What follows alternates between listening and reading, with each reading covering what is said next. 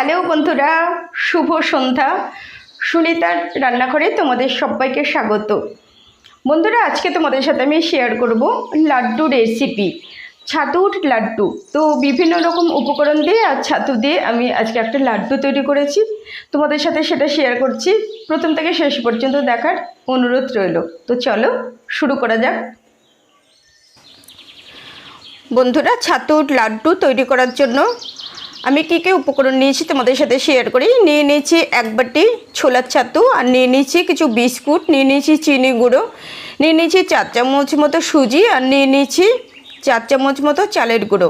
এবারে সুজি আর চালের গুঁড়ো এই দুটো আমি আলাদা আলাদা করে লাল করে একটু ভেজে নেব, আর ছোলার ছাতুটাও আমি একটু সামান্য ভেজে নেব। তো চলো বন্ধুরা শুরু করি। সুজিটা আমি আগে ভেজে নিচ্ছি লাল করে।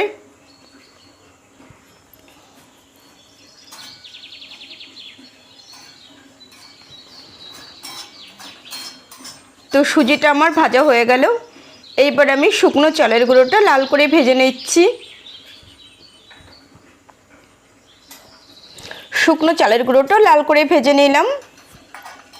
এইবার আমি ছোলার ছাতুটাও একটু ভেজে নেব হালকা। কেন বলো তো, আমরা যখন ছোলা ভেজে তারপরে ছাতু করি, ভেতরটা একটু কাঁচা কাঁচা ভাব তো থেকেই যায়, তো একটা হালকা গন্ধ থাকে, সেই গন্ধটা যাতে না থাকে তার জন্য আমি ছোলার ছাতুটা একটু হালকা করে ভেজে নেব।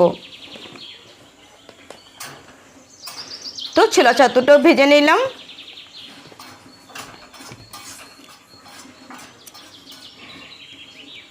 ছোলার ছাতু, বিস্কুট, চালের গুঁড়ো, সুজি ভেজে নিয়েছি। এবার আমি বিস্কুটটা গুঁড়ো করে নিয়ে এসেছি।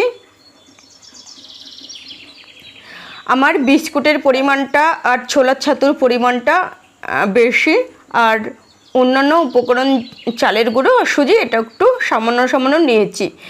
এবার আমি কড়াইতে গুঁড়ো করে রাখা চিনিটা দিয়ে দিচ্ছি। যতটুকু চিনি দিলাম ঠিক ততটুকু পরিমাণ আমি জল দেব।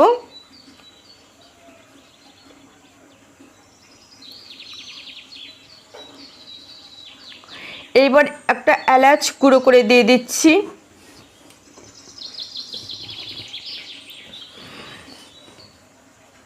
চিনিটা অনেকটা ঘন হয়ে গেছে, ফেনা হয়ে এলেই বুঝে নিতে হবে চিনিটা হয়ে গেছে। এইবার আমি এর মধ্যে প্রথমেই দিয়ে দিলাম সুজিটা।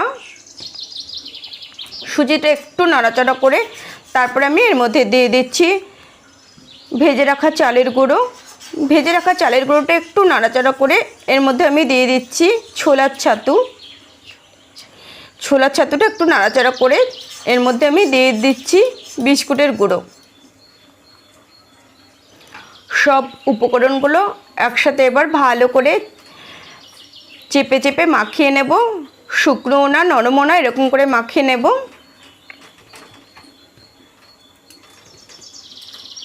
তো নামিয়ে নিয়েছি। এবার একটু চেপে চেপে আঠা আঠা করে নিচ্ছি, মিক্সড করে নিচ্ছি।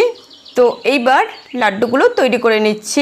হালকা গরম থাকতে থাকতে লাড্ডুটা তৈরি করে নিতে হবে, নাহলে কিন্তু পাক খাবে না, মানে ঝুরঝুরে হয়ে যাবে, লাড্ডু পাকানো হবে না। তার জন্য হালকা গরম অবস্থাতেই লাড্ডুটা তৈরি করে নিতে হবে। তো বন্ধুরা, গরমে মাঝে মাঝেই এই লাড্ডুটা খাও, আর প্রচুর পরিমাণে জল খাও।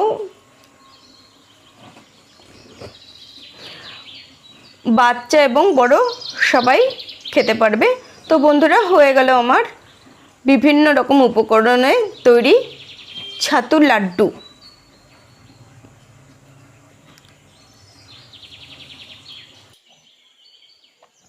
তো কেমন লাগলো বন্ধুরা আজকের এই ছাতুর লাড্ডু রেসিপিটা, তোমরা আমাকে কমেন্টস করে জানিও। আর তোমাদের যদি ভালো লাগে তোমরাও বাড়িতে ট্রাই করো। তো বন্ধুরা, দেখা হবে নেক্সট রেসিপিতে। তোমরা সবাই অনেক অনেক ভালো থেকো, সুস্থ থেকো। টাটা।